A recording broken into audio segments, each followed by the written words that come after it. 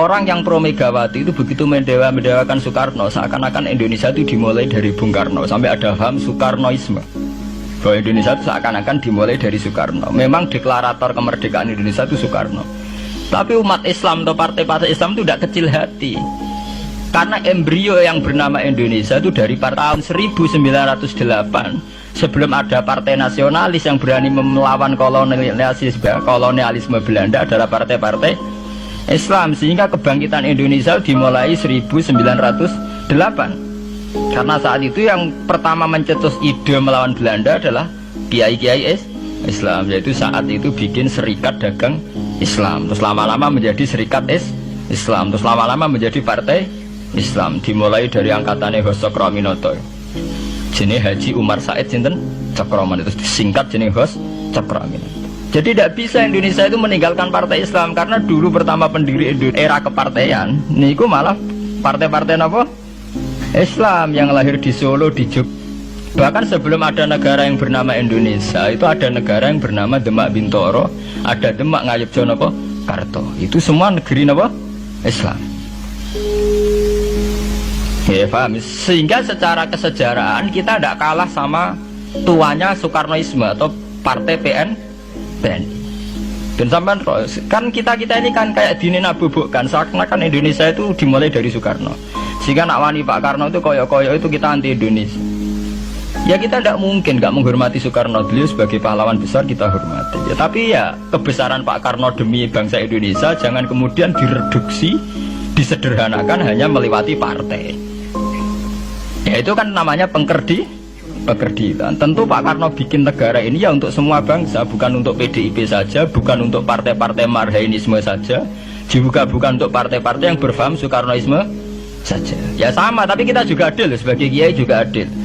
Hos Cokroaminoto bikin partai Islam adalah untuk mengusir Belanda dari bumi Indonesia, yang nantinya juga untuk kepentingan semua bangsa Indonesia, tidak hanya yang Islam saja. Ya kita adil, sama-sama adil. Saat nasionalisme ya tidak mengurangi keagamaan, saat keagamaan tidak mengurangi nasionalis. Tapi itu tadi kemudian ini dikerdilkan secara politik. Di sawangannya nawas duete Pak Hasim Mega nasionalis religius itu sudah ditren. Angger duet senengane pasangan nasionalis sampai religius. Apa nak nasionalis terus wajib sholat? Apa nak religius terus gak wajib nasional? Sebetulnya itu kan wajib. Apa kan orang Indonesia itu wajib sholat hanya karena atas nama nasionalisme? Apa nak SK Nyai itu wajib bayar pajak? Itu kan pengkerdilan, proses pembohongan ya. Pembohongan secara publik. Kau dibodokno, sedurunge bodoh, itu kan itu kan repot. Namanya sedurunge bodoh dibodokno kenapa? Nurut.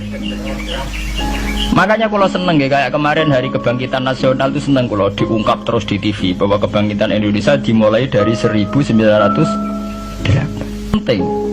Pentingnya bahwa orang-orang yang sok Soekarnoisme biar tidak mereduksi Pak Karno hanya milik mereka sendiri, karena bangsa ini berdiri semenjak 1908.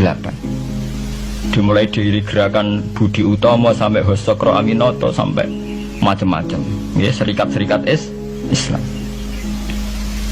Tapi ini terungkap sausé tukaran. Jadi sebetulnya Presiden Gus Dur jadi presiden biasa karena Basim Asari berjuang sebelum tahun 45. Megawati biasa. Ya karena beliau berjuang lewat bapaknya, ya sama semuanya sah. Pak SBY juga sah. Karena keluarga militer. Apa meneh dekne mantune Sarwaedi sing ra roh sapa? Perjuangane mertuane. Gak iso adol bapak ya adol mertuane. Pokoke sing dikena didol pokoke. Tapi artinya sama, kita secara sejarah itu sama. Kita sebagai santri juga tidak kalah sejarah.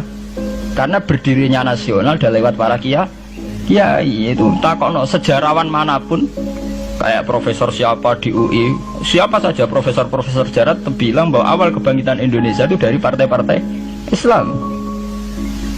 Bahkan versi orang nasionalis sekalipun tuh bilang karena Islam adalah satu agama yang paling sensitif terhadap penjajahan, karena Islam melahirkan satu paham jihad, bahwa ketika ada kolonial Belanda, wong Islam terinspirasi harus jihad, sehingga lahir partai-partai Islam. Dulu yang dilawan itu perdagangan.